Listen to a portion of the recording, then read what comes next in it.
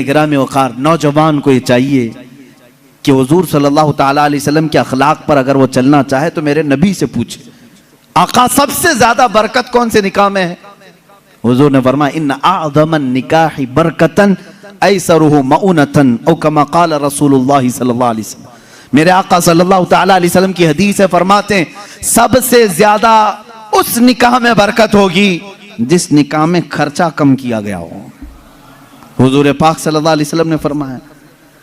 अब इसका मतलब कंजूसी नहीं, बखालत नहीं, जिसकी जितनी हैसियत है उस एतबार से करे, अपनी हैसियत से ज्यादा टांग में ना फैलाए, और अल्लाह ताला ने नेमतें दी है तो बखालत भी ना करे, गुरबा और मसाकीन को खूब खिलाए। इसलिए कि अल्लाह के नबी सल्लल्लाहु ताला अलैहि वसल्लम के तकरीबन 11 निकाह, उसमें सब अलग अलग किस्म के हुए हैं। जब हजरत खदीजा से निकाह हुआ था, हुजूर की उम्र 25 साल की थी और आप तिजारत कर रहे थे और तिजारत का माल था। आप सल्लल्लाहु ताला अलैहि वसल्लम ने जो निकाह फरमाया उसमें लोगों की दावत भी हुई।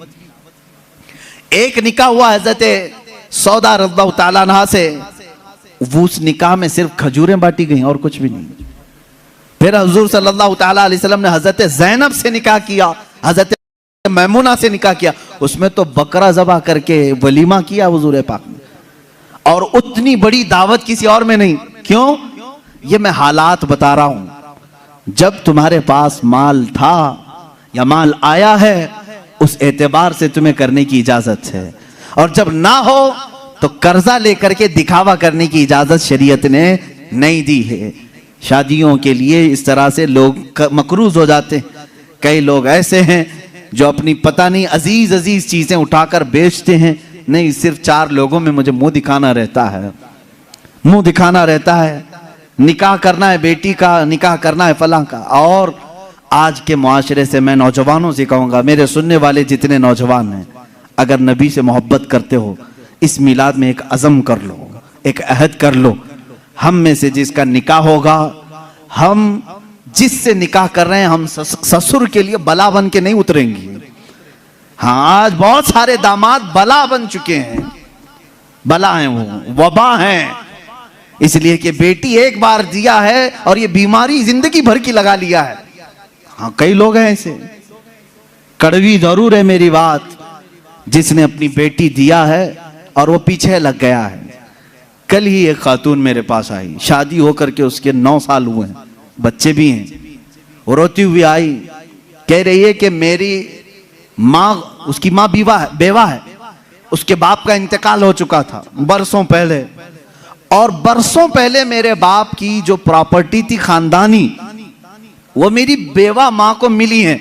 वो कुछ लाख रुपए आ गए हैं, और जैसे ही मेरे घर में मालूम हुआ है, शोहर ने मुझे बाहर निकाल के घर भेजा है, जा तेरी अम्मा को जो प्रॉपर्टी में मिला है उसमें से 2 लाख मांग के लेके आ।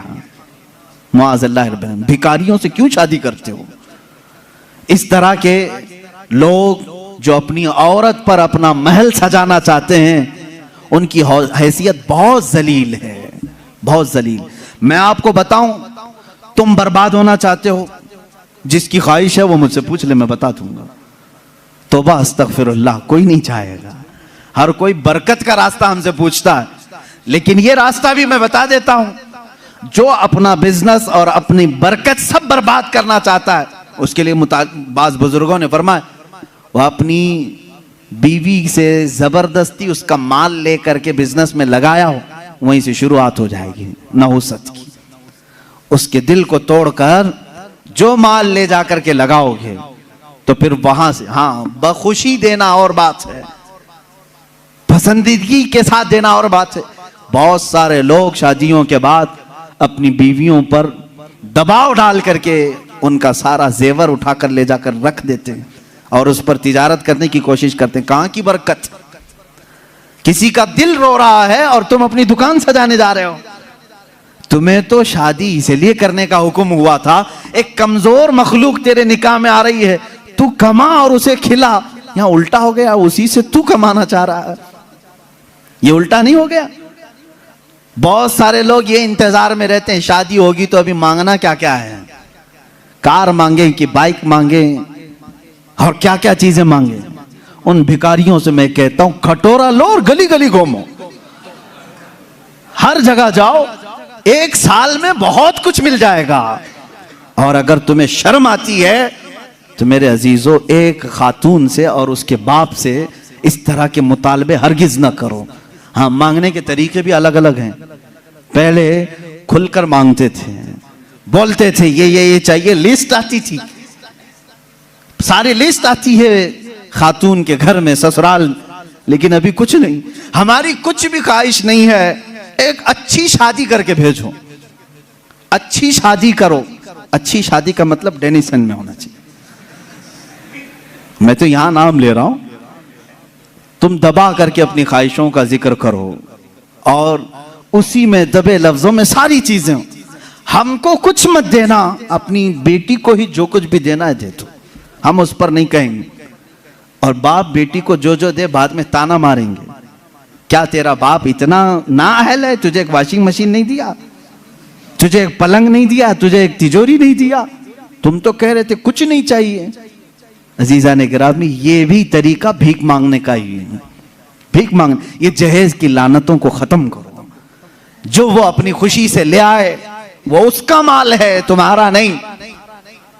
औरत जो अपने घर से लाती है वो उसका खुद का माल है, शोहर का नहीं, ना ससुराल का है। औरत जब तक चाहे उसे इस्तेमाल करे, वो इजाजत दे तो दूसरे इस्तेमाल करें। तुम शरीयत का मसला समझते हो?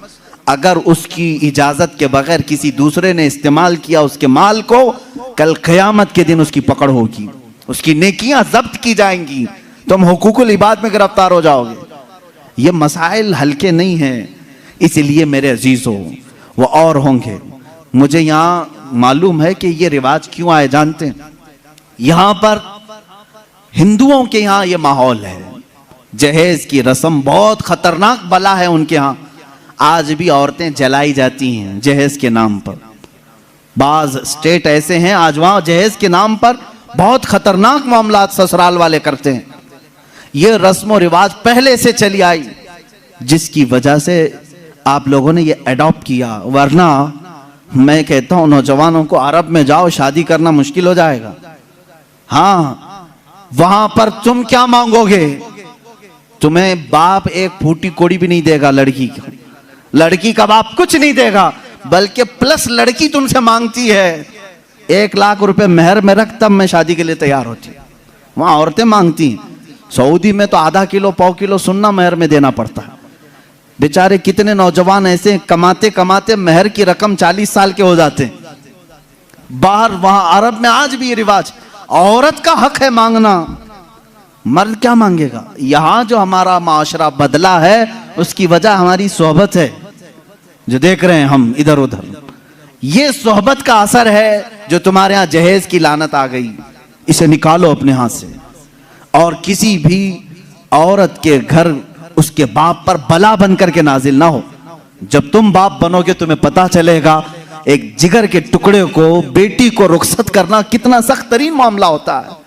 मेरे अजीजों, जिन बच्चियों को हम अपने गोदों में पाले होते हैं, उन्हें बड़ी किए होते हैं, उन्हें पढ़ाए होते हैं, खिलाए होते हैं, हर ईद बकरीद पर उन्हें पहनाए होते हैं, इन नन्ही सी कलियों को जब बाप रुखसत करता है तो उसका कलेजा टूट जाता है।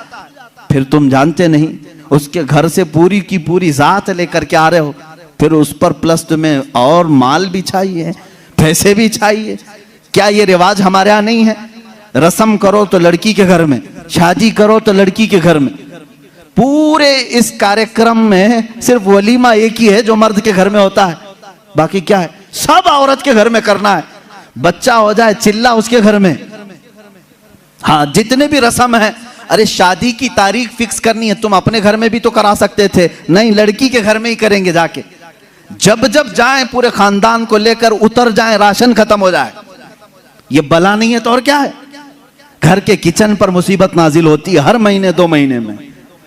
ये इस तरह की हरकत किसी एक घर के साथ जो हो रही हैं, इस सिलसिले को कब खत्म करें?